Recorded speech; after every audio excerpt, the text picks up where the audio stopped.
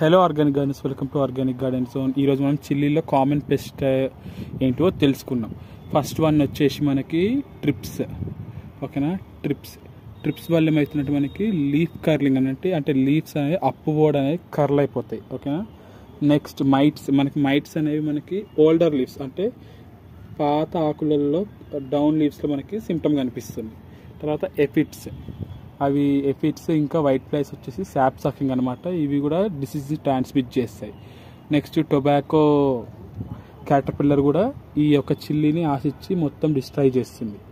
దీనికి మనం కాపాడుకోనికి ఏంటంటే ఎప్పుడు మనం ఎవ్రీ 15 days ఒకసారి నీమ్ ఆయిల్, అగ్ని అస్త్రం, దస్పర్నికసం ఇవి స్ప్రే చేస్తూ ఉంటే బవేరియా బాసియానా మనకి ఇవన్నీ కంట్రోల్ అయ్యి మంచిగా ప్లాంట్ ఫ్రెష్గా ఉండి ఇలాగ మనకి ఫ్రూట్స్ అనేవి బాగా వస్తాయి అన్నమాట.